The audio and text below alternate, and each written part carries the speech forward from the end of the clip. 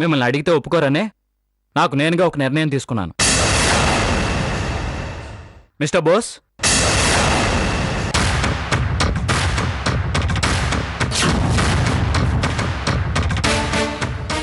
ఇతని పేరు Bose, top most సైకియాట్రిస్ట్లో ఒకరు.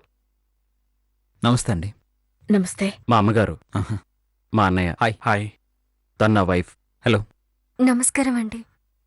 ప్లీజ్ కూర్చోండి. Thank you. ఇతనైతే వదినికి తొందరగా నయం చేయగలరని ఇక్కడికి తీసుకొచ్చాను. ఈ గుళ్ళు గోపురాలు తిరగడాలు, ఈ అడుక్కోవడాలు ఇవన్నీ లేకుండా ఏదో ఘనకారం చేశాననుకున్నాను. కానీ ఇతనేంటి అసలుకే ఎసరు పెట్టాడు. ఇప్పుడు ఈ డాక్టర్ రేఖను చూస్తే పిచ్చిలేదని తెలిసిపోతే. చూడండి కార్తికేయ గారు, మీరేం టెన్షన్ పడాల్సిన అవసరం లేదు. ఖచ్చితంగా మీ భార్యని మళ్ళీ మామూలు మనిషిని చేస్తాను.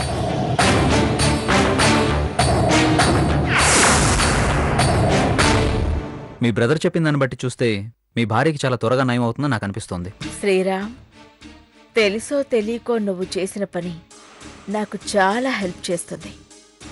ఇప్పుడు చూడాలి ఆ రేఖ తిక్క ఎలా కుదురుతుందో. తనే మా కోడలు రేఖ.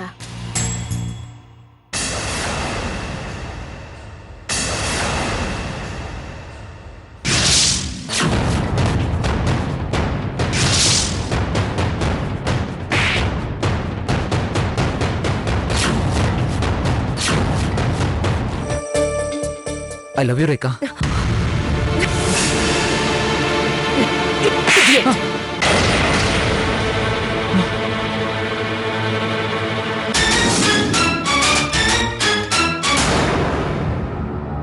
తనే మా కోడలు రేఖ.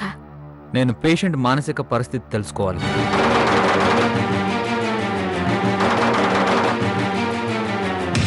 పర్సనల్గా తన కాన్సన్ట్రేషన్ ఏంటో చెక్ చేయాలి. ఎలా ఉండేదాన్ని ఎలా అయిపోయావు రేఖ? నువ్వంటే పడి చచ్చే నన్ను కాదన్నందుకు నీకా దేవుడు సరైన శిక్ష వేశాడు. నన్ను పెళ్లి చేసుకోమని నేను అడిగితే నా చెంప మీద కొట్టి నన్ను తక్కువ చేసి మాట్లాడి నేను గొప్పింటి కోడలుగా వెళ్తాను, మహారాణిలా బతుకుతాను అని ఆకాశానికి నిచ్చెనేశావు.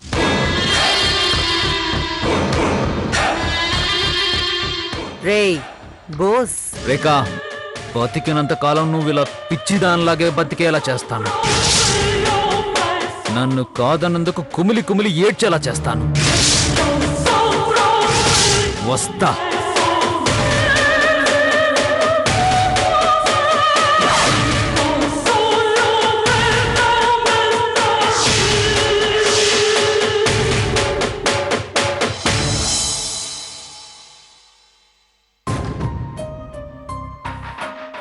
వదిన పరిస్థితి ఎలా ఉంది డాక్టర్? తనకి ఎన్ని రోజుల్లో నయం అవ్వచ్చు? అంత సివియర్ ఇష్యూ ఏం కాదండి. తన మెంటల్ కండిషన్ కూడా అంత డిజార్డర్గా ఏం లేదు. కాకపోతే కొన్ని రోజులు అబ్జర్వేషన్లో ఉంచాలి.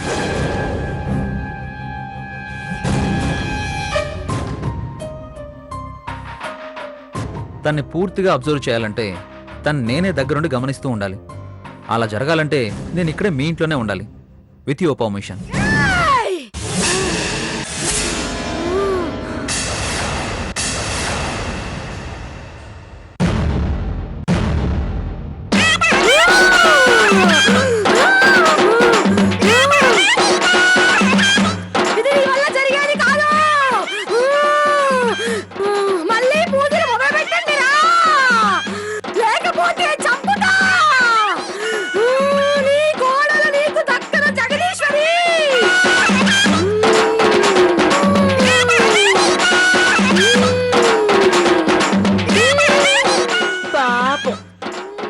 అలా అయ్యేసరికి తనకు కూడా పిచ్చి పట్టినట్టుంది.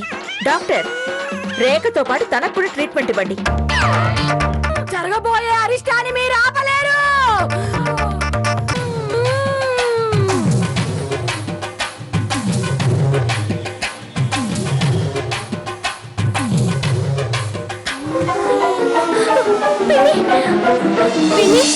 అత్తా, చూసావా నా డ్రామా?